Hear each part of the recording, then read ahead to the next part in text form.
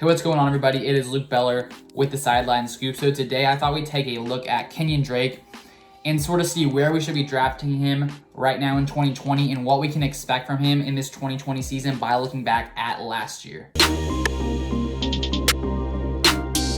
What is up, everybody? So if you are new to this channel, welcome. My name is Luke Beller, and on this channel I post about fantasy football as well as the Green Bay Packers. So if you're into either of those things, don't be afraid to subscribe to the channel. So when we take a look at Kenyan Drake last season, he was traded from the Miami Dolphins to the Arizona Cardinals after about 6 or 7 weeks.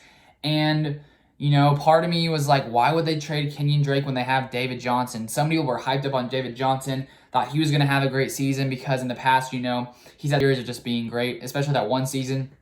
He was picked as like number 1 overall, number 2 overall in fantasy drafts. And I actually picked him overall that year, and that's when he got injured and was out for the season. So that was just a great pick on my part. But sorry, I can't really see the future, so I didn't know he was going to injure himself. So that was sort of a sad season. It's never great to have your first round pick go down. So yeah, anyways, that's sort of beside the point. But when we look at Kenyan Drake, he came onto this Cardinals team after week 7, and right off that bat, he put up some pretty great numbers in his first game. He ran the ball 19 times for 162 total yards and 1 touchdown. And that was against a 49ers defense that ranked 6th against the rush last year. So he put up some big boy numbers against a very good defense. So right off the bat, I think the Cardinals were like, this was a good decision. We are smart. We are very good at our job. Way to go, guys. But then the next 4 weeks, he didn't do as well. He still got the ball 16.8 times per game, but he only averaged about 60 yards per game, and he had 0 touchdowns. But one interesting thing to point out during that stretch is David Johnson only averaged 4.3 touches per game in that stretch. And so basically, Kenyan Drake just comes in, just an out-of-town guy, comes in, takes David Johnson's spot, who's been there for the past few seasons, and just, you know, he just comes in, takes his spot.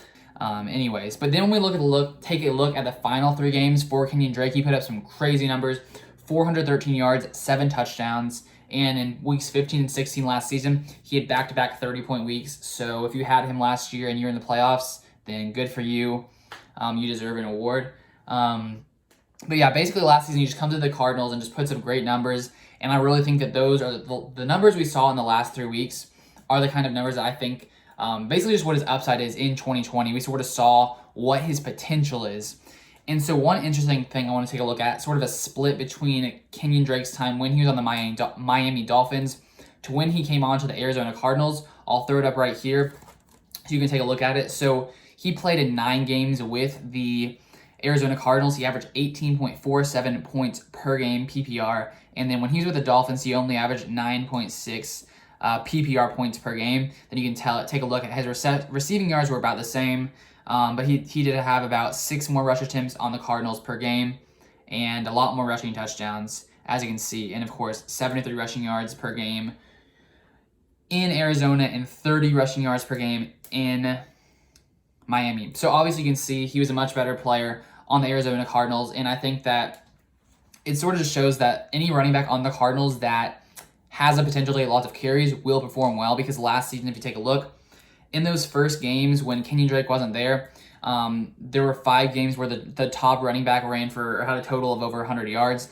David Johnson had 4 of those games, and the other guy, what's his name? Edmonds, he had 1 of those games. So I think that it shows that this offensive line is good. This Cardinals offense is good for a running back who's getting a majority of the carries.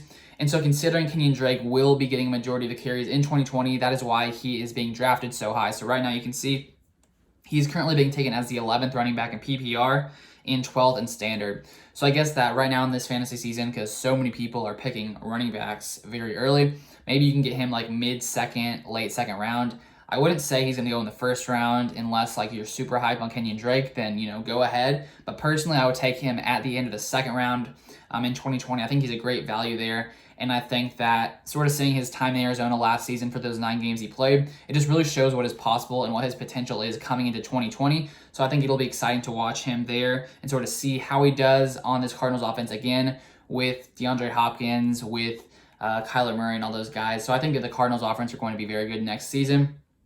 So that's basically what I wanted to share in this video about Kenyan Drake. And so I hope you guys got some value from it. If you did, feel free to hit that like button down below. And if you want to see some more fantasy content, feel free to subscribe to the channel. And so that's going to be all for this video. I really hope you guys enjoyed it, and I'll see you guys on the next one. Bye.